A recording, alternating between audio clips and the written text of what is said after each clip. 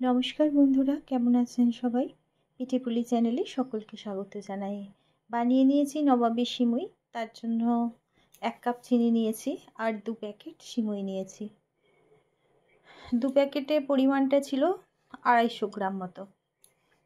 একটা প্যাকেটে 125 গ্রাম মতো ছিল। আমি ওটা অনলাইনে কিনেছিলাম, একসাথে 4 প্যাকেট ছিল। তো এই সিমুইগুলো ভীষণ সরু সরু। প্রথমে একটা কড়াই নিয়েছি, তাতে ঘি নিয়েছি 3-4 চামচ, অল্প গরম মশলা গুঁড়ো করে দিয়ে দিয়েছি। এরপর সিমুইটা দিয়ে দিয়েছি। তবে সিমুইগুলো প্রথমেই একটু গুঁড়ো করে নিলে ভাজতে সুবিধা হয়। আমার সেটা নেওয়া হয়নি। আমি ভাজতে ভাজতেই ওটা যখন মুচমুচে হয়ে গেছে, খুন্তি দিয়ে ভেঙে নিয়েছি। দেখুন এইরকম সাইজটা হবে, ছোট ছোট 1 গাঁটের মতো। এরপর ভালো করে ভাজা হয়ে যাওয়ার পর গুঁড়ো চিনিটা দিয়ে দিয়েছি। গুঁড়ো চিনিটা দেওয়ার পর মিনিট 10 ওটা লো ফ্লেমে একটু মিশিয়ে নিতে হবে। চিনিটা কিন্তু গুঁড়ো করেই দিতে হবে, মিক্সিতে পাউডার করে, একদম পাউডারের মতো। গোটা চিনি দিয়ে দিলে হবে না, তাহলে মিশবে না। এরপর এটা একটা বড় থালায় ঠান্ডা করতে দেব আর 2 ভাগ করে নেব।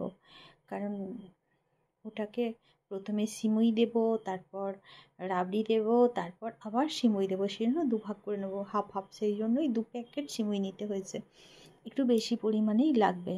আর এরপর কড়াইয়ে আমি 1 লিটার দুধ নিয়েছি। দুধটা অল্প গরম হতে একটা কাপে 2 হাতা দুধ তুলে নিয়েছি। একটা ছোট বাটিতে একটু দুধ তুলে নিয়েছি, কারণ এটাতে আমল দুধ মিশিয়ে দিচ্ছি। 3-4 চামচ আমল দুধ মিশিয়ে দিয়ে গুলে নেব। আর যেটা লাগবে সেটা হলো কাস্টার্ড পাউডার। কাস্টার্ড পাউডারটা দুধটা খুব তাড়াতাড়ি ঘন হতে সাহায্য করে আর কালারও আসে। দুধটা পুরো রাবড়ির মতো হয়ে যাবে, কিন্তু এটা একটু মাথায় রাখতে হবে। প্রথমে আমি আমল দুধটা দিয়ে দিলাম। মাথায় রাখতে হবে যে কাস্টার্ড পাউডারটা কিন্তু আমল দুধের মতো অমনি হুস করে ঢেলে দিলে হবে না। ওটা অল্প অল্প করে 1 চামচ করে দিতে হবে, 1 চামচ করে। আর নাড়তে হবে একইভাবে। না নাড়লে ওটা একভাবে জমে যাবে, তখন দুধটা আর ঠিকঠাকভাবে রেডি করা যাবে না। একটুও থামা যাবে না, কন্টিনিউ নেড়ে যেতে হবে আর অল্প অল্প করে দিতে হবে। আর এটা দেওয়ার পরেই দেখবেন খুব তাড়াতাড়ি এটা ঘন হয়ে গেছে, রাবড়ির মতো। আর একটুও থামলে চলবে না, তাহলে নিচে জমেই যাবে। দেখুন কি সুন্দর হয়ে গেছে। এরপর একটু ঠান্ডা হতে দেব। তারপর একটা কাঁচের ট্রে নিয়েছি, তাতে প্রথমে সিমুইটা যে অর্ধেক করে নিয়েছিলাম, মানে 1 প্যাকেট সিমুই প্রথমে নিচে আমি দিয়ে দিলাম। দিয়ে ওটা একটা স্টিলের গ্লাসের পিছন দিয়ে আমি একটু চেপে চেপে সেট করে নেব। এরপর রাবড়িটা দিয়ে দেব।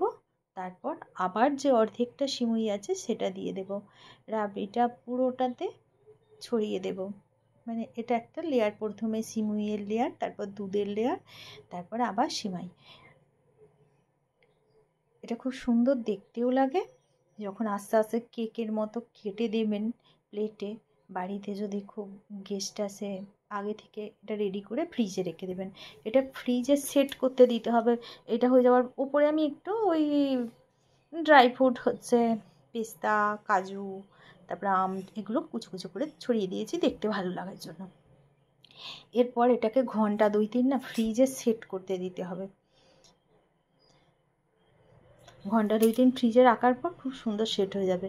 দেখুন কি সুন্দর লেয়ারটা পড়েছে। এটা দেখতেও খুব ভালো লাগে, খেতেও খুব ভালো লাগে। একদিন ট্রাই করতে পারেন বাড়িতে। এটাকে এবার এক ধার থেকে চামচ দিয়ে একটু কেটে নেব, নিয়ে প্লেটে তুলে দেব। ভিডিওটা যদি ভালো লাগে, রান্নাটা যদি ভালো লাগে, তাহলে একটা লাইক করবেন, আপনাদের বন্ধুদের সাথে শেয়ার করবেন আর সাবস্ক্রাইব করবেন প্লিজ।